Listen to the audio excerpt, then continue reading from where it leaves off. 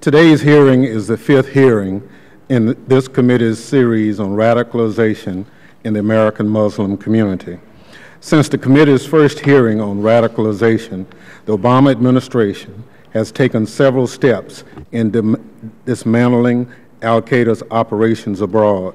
Osama bin Laden, Anwar al-Awlaki, Samir Khan, all have been killed. In essence, the world has changed. But despite a changing world, which requires us to look forward, this committee seems to want to look back. We are holding today's hearing to discuss the effects of previous hearings. I'm not sure we've ever had a hearing to gauge the effects of prior hearings.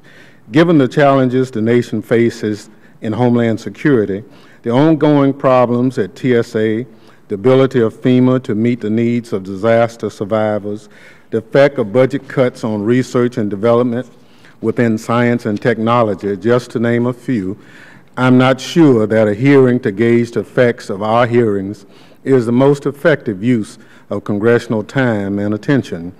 But this is not the first time I've questioned the premise of this series of hearings. Prior to the first hearing, I wrote the chairman to request that the coverage of the hearings be expanded to broaden our inquiry into radicalization. I noted that there were domestic groups that may constitute a threat because of linkages between extreme ideology and a willingness to take violent action. My request was turned down. As we meet to once again hear testimony about Muslim radicalization, I'm pretty sure I know what will be said. I'm sure that the witnesses will testify that these hearings have helped Muslims come forward. However, in reality, there was never a problem with Muslims coming forward. As noted by Attorney General Holder, the cooperation of Muslim and Arab American communities has absolutely been essential in identifying and preventing terrorist threats.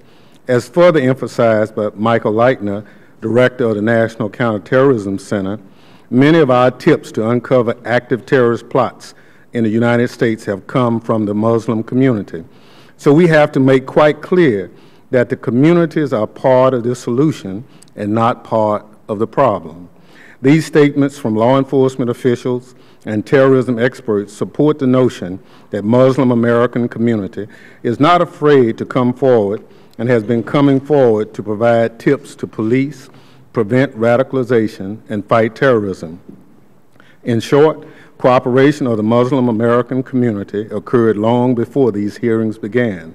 So as we consider the effects of these hearings have had, I need to be clear about what I hope the effects have been. I hope that the hearings did not perpetuate the notion that the United States is at war with Islam. Such a notion would only help the recruitment efforts of al-Qaeda and similar groups. John Brennan, the President's chief counterterrorism advisor, has noted that describing our enemy in religious terms lends credence to al-Qaeda's propaganda. Although the hearings were narrowly focused on Muslims, I hope they did not have that effect. I hope these hearings did not encourage a belief among Americans that the fellow citizens are inherently dangerous because of religious affiliation.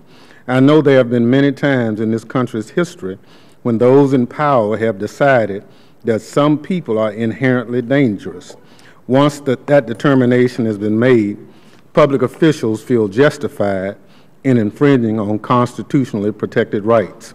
About a week ago, a group of Muslim Americans filed suit against the New York Police Department for infringing on the speech, religion, assembly, and due process rights of Muslim Americans. I hope these hearings did not help provide a congressional stamp of approval for groups that espouse anti-Muslim beliefs. As noted in a report by the Center for American Progress, witnesses at these hearings often repeated myths that originated in anti-Muslim think tanks. But most of all, I hope these hearings did not increase the number of hate crimes against Muslims. According to the FBI in 2012, hate crimes against Muslims rose nearly 50% in the United States. Although the statistics have not been released for 2011, the years these hearings started, I hope we do not see an increase.